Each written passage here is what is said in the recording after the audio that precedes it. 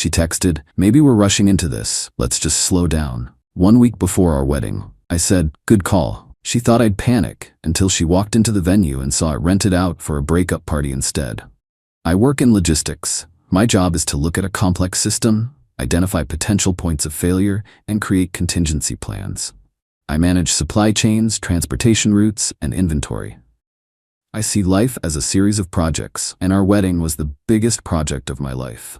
I had spreadsheets, vendor contracts, and payment schedules all meticulously organized. 150 guests confirmed. The venue, a beautiful historic ballroom, was fully paid for. The caterer, the DJ, the open bar, all non-refundable deposits were in. We were 1 week out. The project was on time and on budget. My fiancée Jessica was not a logistics person. She was a vibe person. She cared about the flowers, the dress, the Instagrammable moments.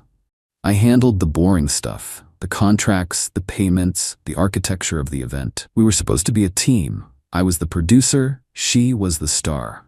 I now realize she saw me less as a partner and more as an event planner she didn't have to pay. The point of failure in our relationship wasn't something I could plug into a spreadsheet. It was her character. The first sign came about a month ago when we were discussing the final details of the prenuptial agreement. It was a standard, sensible document. My family owns a small manufacturing business, and the prenup was a non-negotiable step to protect family assets. Jessica had agreed to it months ago without issue, but recently her new best friend, a thrice-divorced woman named Kendra, had been whispering in her ear, telling her that prenups were unromantic and that a man who truly loved her wouldn't ask her to sign one. The text message arrived on a Saturday morning, exactly 7 days before the wedding. I was on the phone with the florist confirming the delivery time. My phone buzzed with a message from Jessica. It read, "Hey, can we talk later? I've been doing a lot of thinking, and I'm feeling really overwhelmed. Maybe we're rushing into this. Maybe we should just slow down for a bit." I stared at the message. My logistics brain immediately started analyzing the data. The timing was too perfect. 1 week out. Non-refundable deposits all paid. Family members already booking flights. This wasn't an expression of genuine doubt. This was a tactical maneuver. This was a power play, orchestrated to create a crisis. She thought she could put me in an impossible position, that I would panic at the thought of canceling everything and losing tens of thousands of dollars. She thought I would beg, and in my desperation, I would concede to her unstated demand, get rid of the prenup to save the wedding. It was the most blatant, disrespectful, and manipulative move I had ever witnessed. She was holding our entire future hostage to renegotiate the terms at the last possible second. A cold, quiet calm settled over me. There was no room for emotion. This was a logistical problem, and it required a logistical solution. She was right about one thing. We did need to slow down, permanently. I texted her back 2 words, "Good call." Then I turned my phone off. I knew the storm of panicked, confused follow-up texts would be coming, and I had no interest in reading them. The wedding project was canceled. It was time to launch a new project, one with a much better theme. I opened my laptop, pulled up my master wedding spreadsheet, and changed the title at the top. It no longer said Jessica and Mark's Wedding. It now said Mark's Freedom Fest. The next 24 hours were a blur of decisive action. I wasn't just canceling a wedding, I was rebranding an entire event. I had a fully paid-for party for 150 people on the books. I wasn't about to let that money go to waste. My first call was to the venue manager. "Hi Sarah," I said, my voice professional and upbeat. "Quick update on the Miller wedding for next Saturday.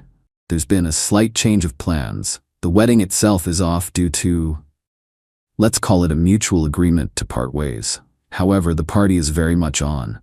We're just changing the theme from a wedding reception to a celebration of new beginnings. What do I need to do to make that happen?" Sarah was stunned into silence for a moment, but she was a pro. "Okay," she said slowly. "So, same time, same guest count, same open bar package?" "Exactly," I said. "Just no wedding cake, no head table, and absolutely no slow romantic songs.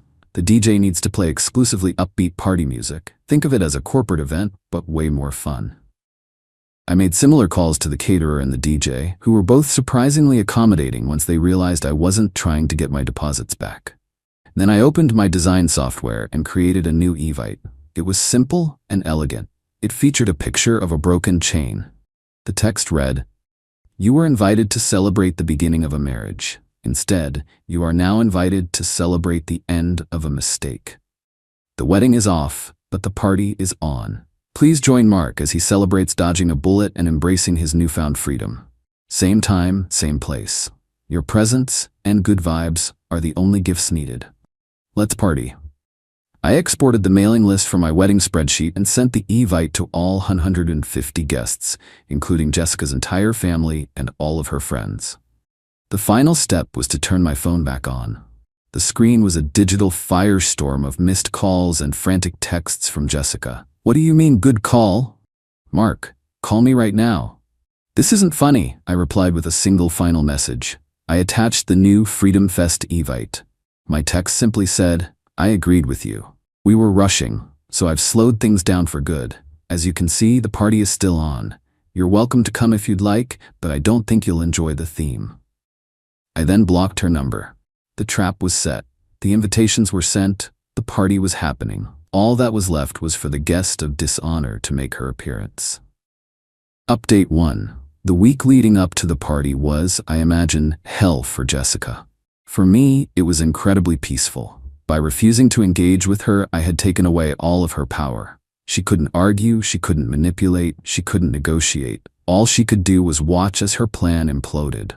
I heard through the grapevine of mutual friends that her initial reaction was disbelief, followed by rage. She tried to spin a story that I had gotten cold feet, that I was the one who called it off. But the Evite I had sent to everyone, including her own family, made that story impossible to sell. The narrative was already set. I had agreed with her desire to slow down, and she was the one freaking out. Her plan, as I had suspected, was to let me stew for a few days in panic, and then she would graciously offer to fix everything, on the condition that we revisit the unromantic prenup. She expected me to come crawling back, begging her to still marry me. She had dramatically underestimated my logistical competence and my absolute intolerance for being played. The day of the party arrived. I spent the morning at the gym, then got a haircut. I felt calm, centered, and genuinely happy. I was about to host the most expensive and most meaningful party of my life. I put on a new suit, not my wedding tux, but a sharp, stylish blue one, and headed to the venue. The ballroom looked fantastic. The venue staff, who were all in on the story by now, had done an amazing job. The lighting was upbeat, the tables were arranged for mingling rather than a formal dinner, and the bar was fully stocked. The DJ was playing upbeat funk music. Instead of a wedding cake, we had a massive dessert bar with a chocolate fountain. At the entrance, where the gift table would have been, there was a sign that read, "No gifts, please. Your friendship is the only thing Mark needs as he starts his next chapter." Guests started arriving around 7 p.m. The initial vibe was a mix of confusion, curiosity, and morbid fascination. But I greeted everyone at the door with a smile and a handshake. I wasn't a man in mourning. I was a man who had just been liberated. My energy was infectious. After a few rounds from the open bar, the initial awkwardness melted away, and a real party started to break out. My friends were rallying around me, slapping me on the back, and telling me I had made the right call. Even some of my family members, after their initial shock, were coming up to me and saying, "We never trusted her. Good for you." The moment of truth came around 8:30 p.m. Jessica made her grand entrance. She wasn't wearing her wedding dress, but she was wearing a white, lacy cocktail dress, clearly chosen to evoke a bridal feel. She must have expected to walk into a room full of somber, confused guests, with me standing alone in a corner, heartbroken and regretful. She must have thought she could walk up to me, offer her forgiveness, and be the hero who saved the day. But that's not what she found. She walked into a loud, joyful, full-blown party. She saw me in the middle of the dance floor, laughing with my friends. She saw people doing shots at the bar. And then, she saw the 10-foot banner hanging over the DJ booth. It didn't say, "Congratulations, Jessica and Mark." It said, in big, bold letters, "Freedom Fest 2025. Her face, which had been arranged in a look of serene, condescending pity, crumpled. This was not in her script. She stormed through the crowd, her face a mask of fury, and grabbed my arm. "What is this?" she hissed, her voice trembling with rage. "What have you done?" The music seemed to quiet down as people around us started to notice the confrontation. This was the moment. I smiled at her, a calm, easy smile. "It's a party, Jessica," I said, my voice clear enough for those nearby to hear. "You said we should slow down." I listened. "This is what slowing down looks like. It looks like a great time, don't you think?" "You canceled our wedding and threw a party?" she shrieked. "I didn't cancel it. I rebranded it," I corrected her. "You tried to play a game with me, with my family, with our future. You thought you could hold me hostage a week before the wedding. I don't negotiate with emotional terrorists. So I took your suggestion. We're done. And since everything was already paid for, I decided to celebrate my escape. So thank you. This party is all thanks to you." I raised my glass. "To Jessica," I called out to the crowd, "for providing me with an excellent reason to throw the best party of the year. To dodging bullets." A huge cheer went up from my friends. Several people raised their glasses and yelled, "To freedom." Jessica stood there, utterly and completely humiliated. She was surrounded by 150 people who were now fully aware of what she had done. Her face was bright red. She looked like she was about to explode. She let out a frustrated scream, turned on her heel, and stormed out of the ballroom, shoving people out of her way as she went. The DJ, a true genius, immediately put on "Hit the Road Jack." The crowd roared with laughter, and the party kicked into an even higher gear. The project was a complete success. Update 2. The week following Freedom Fest was a masterclass in damage control, on her part. On my part, it was a masterclass in ignoring her completely. My friends and family rallied around me in a way I could never have imagined. The party became the stuff of local legend. People I barely knew were texting me, calling me a legend for how I handled it. The public narrative was set in stone. Jessica had tried a manipulative power play, and it had backfired in the most spectacular and public way possible. Her first move was to try and claw back some of the financial losses. Her parents, who I believe were just as humiliated as she was, hired a lawyer.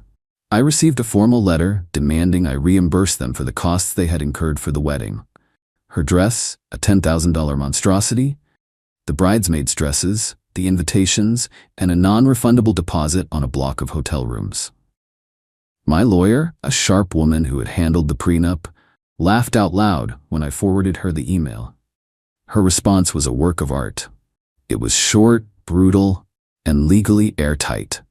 It stated that since Jessica had unilaterally attempted to change the terms of the marriage agreement, the prenup, a week before the wedding, she was the party who had breached the contract to marry. Therefore, she and her family were not entitled to any reimbursement. The letter also kindly reminded them that I had paid for over 90% of the entire event, and that if they wished to pursue the matter, I would be happy to countersue for the emotional distress and financial losses caused by her bad faith actions. We never heard from their lawyer again. The next front in her war was social media. Jessica launched a classic smear campaign. She wrote long, rambling posts about being the victim of a cruel, narcissistic man who had publicly humiliated her for having normal pre-wedding jitters. This strategy failed for one simple reason. There were too many witnesses. Over 100 people had been at that party. They had seen her storm in, ready for a fight. They had heard my calm explanation. Dozens of people, including some of her own family members, started commenting on her posts, correcting her version of events. Her cousin wrote, "That's not exactly what happened, Jess. He said you wanted to slow down." A friend from college commented, "It was a really fun party, though." Her attempt to play the victim was being fact-checked in real time, and she was losing. She eventually deleted all the posts and went silent online. The final piece of the puzzle was the wedding gifts. Many had arrived in the week leading up to the wedding. I had my sister and a few friends help me with the logistics. We spent a weekend meticulously logging every gift. Every single gift was either returned to the sender with a polite, pre-printed note that said, "Thank you for your thoughtful gift. Due to the cancellation of the wedding, we are returning it to you. We appreciate your understanding." Or, if a return wasn't possible, the item was donated to a local charity in the gift giver's name, and they were mailed the donation receipt. I wasn't going to keep a single thing. I wanted to start my new life with a completely clean slate. Final update. It has been 6 months since the party that was supposed to be my wedding. My life has settled into a new normal that is calmer, happier, and more authentic than anything I had with Jessica. The story of her downfall is one I've pieced together from various sources. After the public humiliation of the party and the failure of her legal threats and smear campaign, her life went into a tailspin. Her relationship with her parents became incredibly strained. They were furious with her, not just for the manipulation, but for the public embarrassment she had brought upon their family. They reportedly gave her an ultimatum of their own: get a real job and start paying her own way, or find somewhere else to live. Her friend group also fractured. Kendra, the friend who had encouraged her to pull the prenup stunt, backed away immediately once the drama started. Her other friends, seeing how easily she had lied and manipulated, started keeping their distance. She was an island of her own making. I saw her once, a few weeks ago. I was in a grocery store. She looked smaller. The confident, entitled swagger was gone. She was just a regular person, looking tired and stressed. She saw me. Her eyes widened for a second, and she immediately turned and walked down another aisle. We didn't speak. We had nothing left to say. My revenge wasn't about hate. I don't hate Jessica. I just see her as a failed project, a case study in what not to look for in a partner. My revenge was logistical. It was about taking a situation designed to make me feel powerless and using my skills to seize absolute control of the narrative and the outcome. She tried to corner me, so I rebuilt the entire room around her and then walked out the door, leaving her trapped inside. The Freedom Fest was a statement. It told her and the world that I would not be manipulated. It showed that my life was not dependent on her. The greatest satisfaction didn't come from her humiliation, but from my own liberation. I took the money that was meant to celebrate the beginning of a lie and used it to celebrate the beginning of my own truth.